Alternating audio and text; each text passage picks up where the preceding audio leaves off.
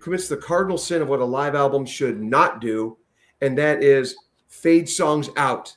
Never between fade. tracks. Just let the audience ring. Hi, friends. This is Allison Metal Babe Cohen from MetalBabeMayhem.com, and you are rocking to All Over the Place, where the fun sanity never ends. Hello and welcome back to All Over the Place. I'm your host, Eric Porvoznik, and let's get the gang in here right away. Now, we'll get to all the fun introductions momentarily. Gentlemen, Jim and gentleman Marty, how are you doing? Awesome. Doing great. Well, hey, just I don't know when the last time you looked at the numbers were, but subscriptions up. Very good week, and we want to once again thank Allison Metal Babe Cohen. That show, the episode we had with her. Great stuff, and more people watching now, more people sharing, subscribing, and it's throwing one up to the Metal Babe. Wait a minute, Marty, you don't have a drink in your hand? What's going on? Yes, I do. Well, then why didn't you toast? Well, Jim, we got to toast again. I'm gonna do it again. And if that whiskey face didn't say enough, this actually is a gift from Marty. God bless you, my friend. Union Hall is a triple cask, just very, very delectable. Nice little Irish whiskey. And out of our good friend Mark Daly, this whiskey is out of County Cork. So good stuff. Thank you again, Marty, for the Union Hall triple cask. You're welcome, sir. Yum. But yeah, find out what Jim likes. I'll send him something too. If you like whiskey, Jim, I highly recommend it. So yeah. Oh yeah. So and folks, this is the Record Store Day Spring Edition episode of the show.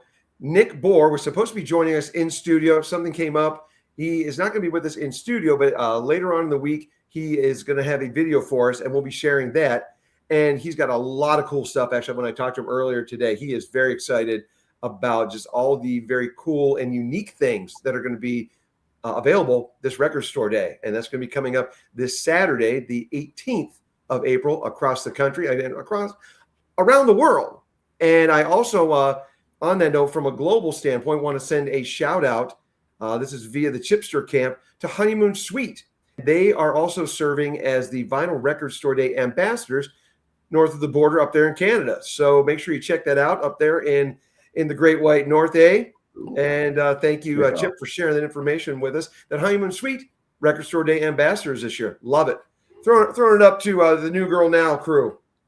There we go. As produced by Ted Templeman, who was producing everybody back in the 80s, it seems, if you played some mean guitar licks. What we're going to do with Nick, we're going to introduce a new segment, and later in the week you will be hearing his selections on this, but we are introducing a segment called We Go to Extremes.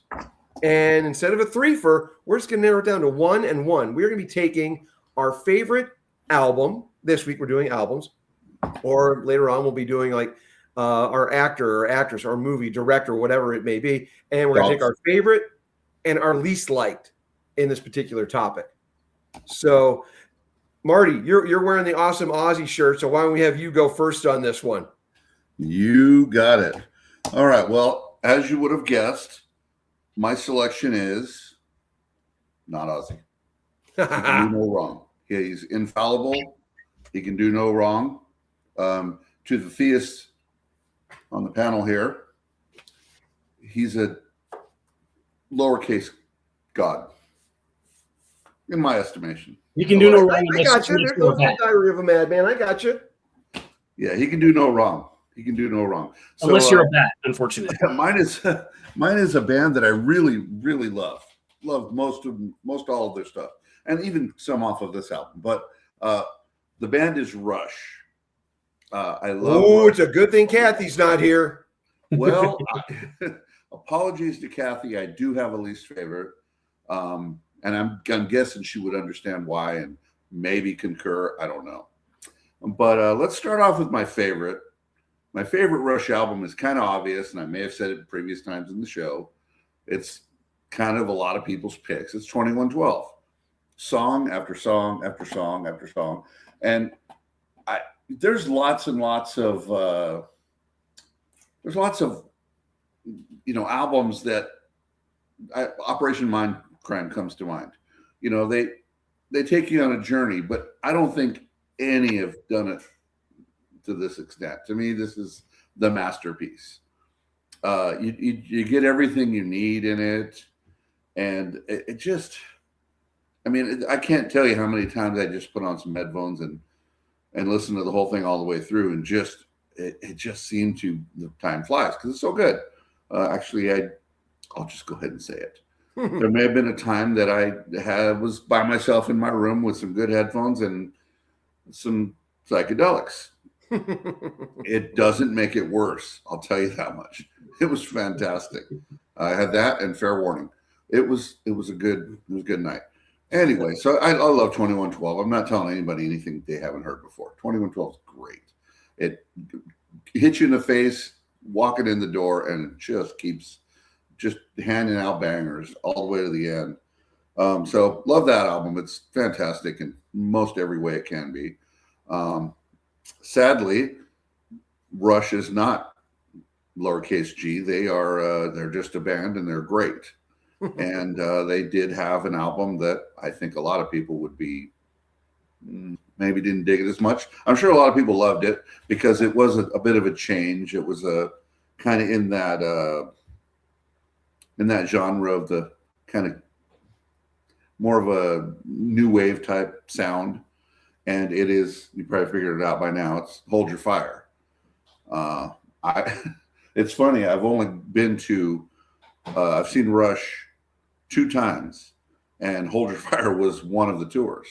And thankfully they only played the 2 hits off of there and then one other song, I think. So it was mostly just good Rush. But Hold Your Fire was just, I don't know, it was just kind of like Lou Reed kind of was sounding like Bowie. It's kind of a classic one. Rush just seemed to want to sound like a lot of new wave bands at the time, and I just didn't dig it. It just didn't do it for me. The Force 10, I think, is the opening track. Really good song. Pretty good song. And then Time Stands Still. So those are the 2 hits. Very commercially palatable. Good tunes, but it just fell short. And it was disappointing, but on we move. I love Rush, and sorry, to Getty and Alex, but that album was about as good as their haircuts during that time.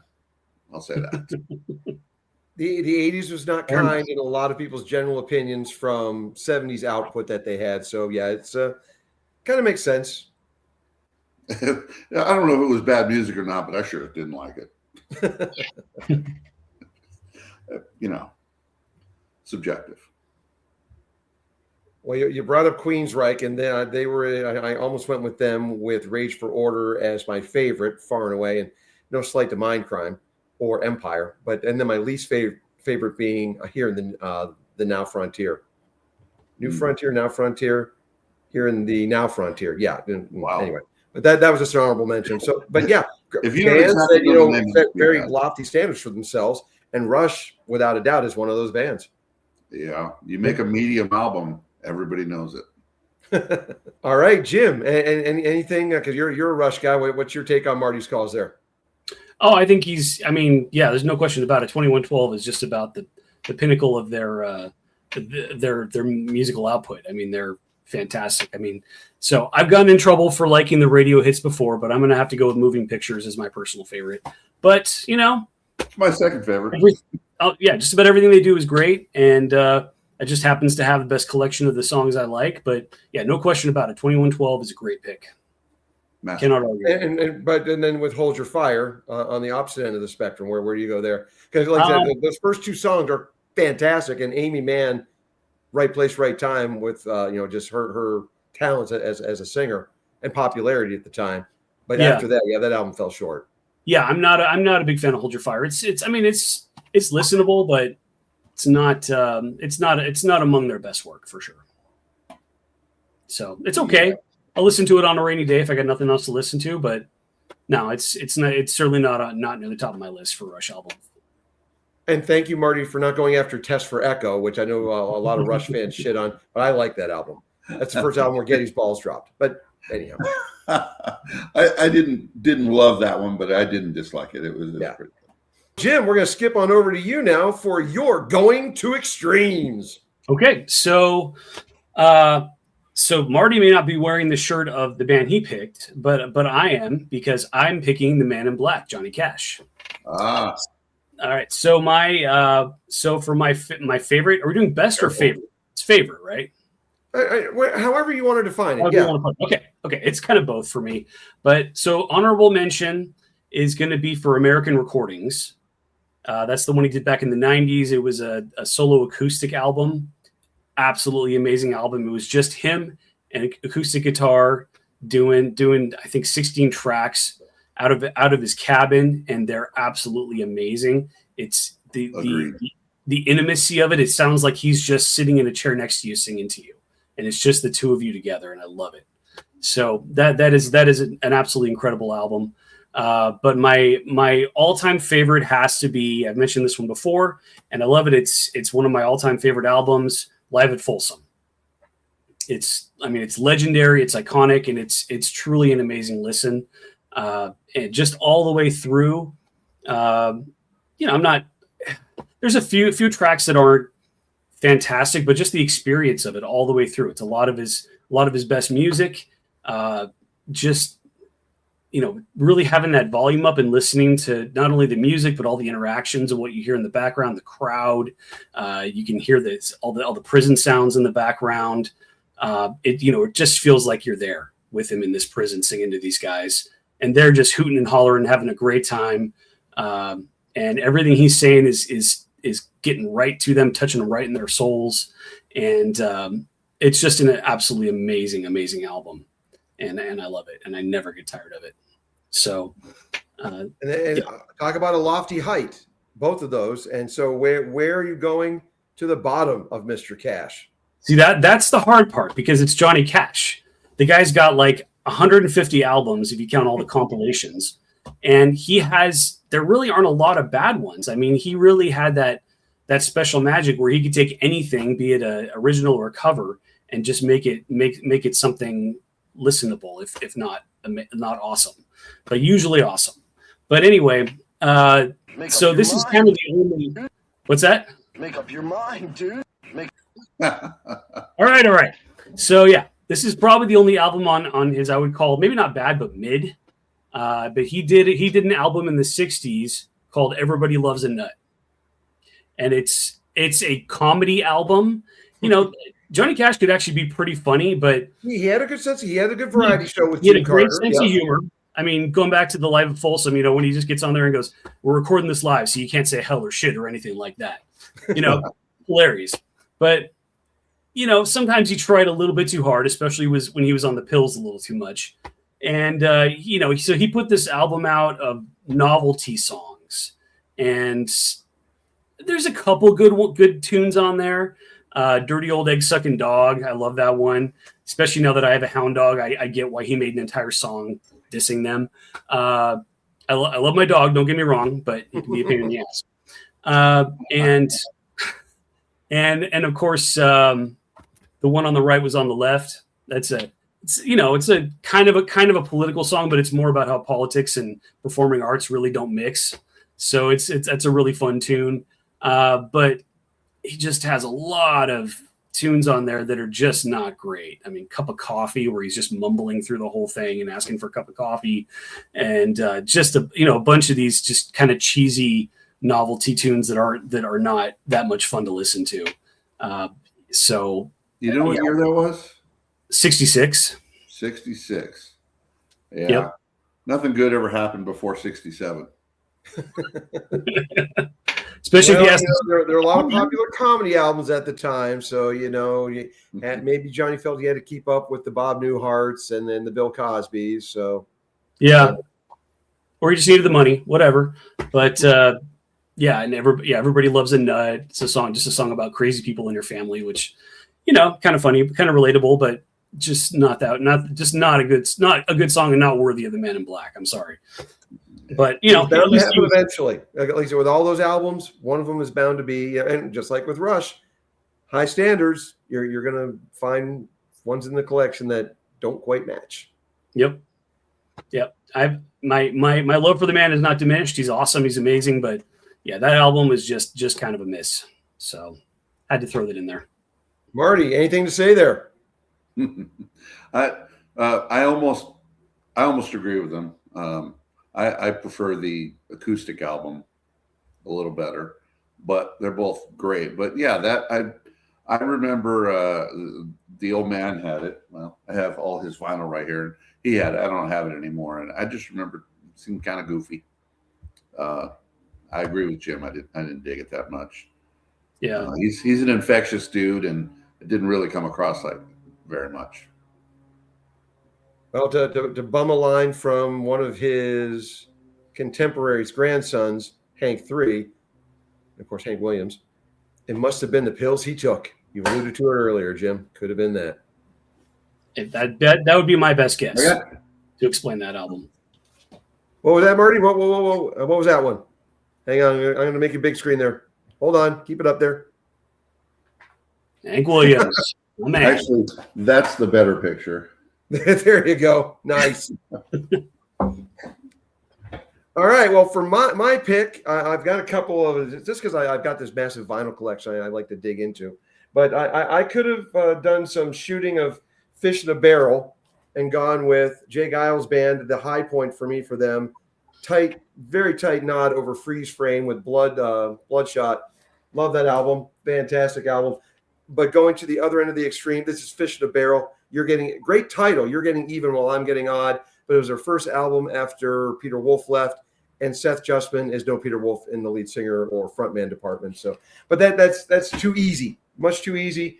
And this one also hurts a little bit because coming on the heels of one of the greatest live albums from 1978, Ted Nugent, Double Live Gonzo. Not one bad song on this album in an era where everyone was doing double live albums.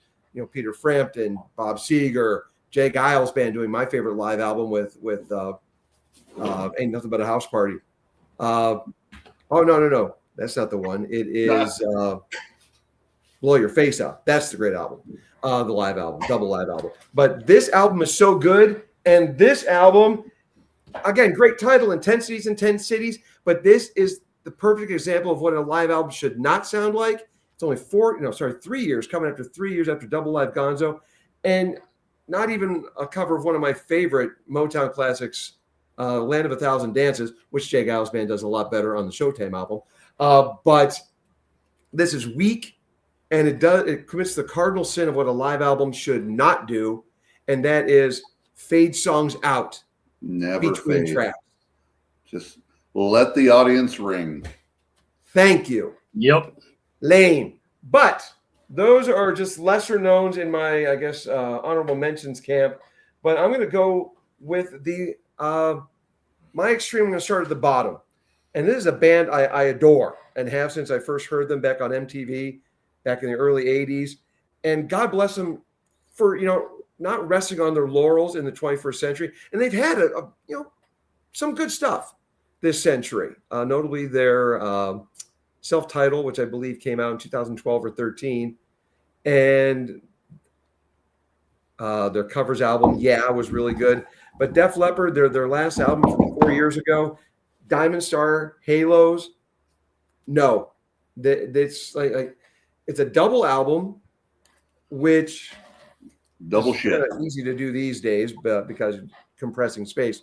But it suffers from CD-itis still. They still have that mentality of having to cram so many songs into 60 to 70, sometimes 80 minutes. And that album is at least 7 songs too long, treading water in a sea of banality. It's just like, okay, we heard that one. Actually, we heard that song already earlier this album. So not a big fan of Diamond Star Halos. But on the flip side of that, and, this is a tough one because Pyromania is kind of like, taking this album to another level. Honing the craft a little less rough around the edges.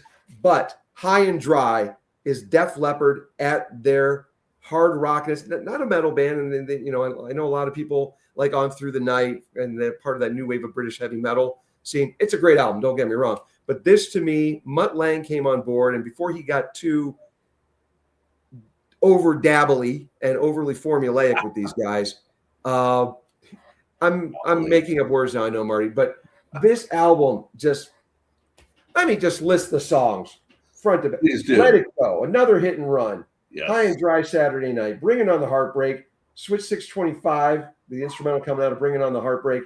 You Got Me Running, Lady Strange, On Through the Night, Mirror, Mirror, Look Into My Eyes, and No, No, No. There is not a bad song, not a wasted second on that album. And That Def is a Leppard at great its album. finest. I agree. It's a great album. Popularity Contest freaks, they will take Hysteria. Both great albums, don't get me wrong, and especially Pyromania. It was tough pick with that one over Pyromania, but that one still. Even though it does not contain the Me and My Wine, which was a bit of a bonus track on the cassette back in the day and was a standalone single and a great MTV video. But no, that's not on this particular album. It's on the CD that they put out, the remastered CD, but not on this album, but still High and Dry, Def Leppard, awesomeness. Yep, for sure. I really dug it. That's it, folks. That we go to extremes. We took our highs, we took our lows, and I want you to make sure you are getting over to Vinyl Record Store, dude, if you're here in Arizona, coming up this Saturday, 4/18, over there at Scottsdale and Shea, 7223 East Shea, the intersection of Shea and Scottsdale Boulevards in Scottsdale. Or you can order at vinylrecorddude.com.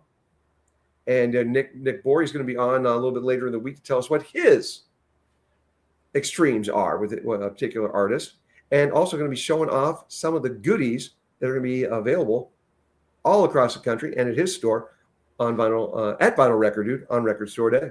And as always, we will be back with more greatness. We want to thank you so much for all the likes, shares, subscribes, and Thank you. Indeed. Thank you much. And never forget, folks, to embrace the fun sanity of All Over the Place. And we'll be back real soon. Until then, take care. Bye-bye.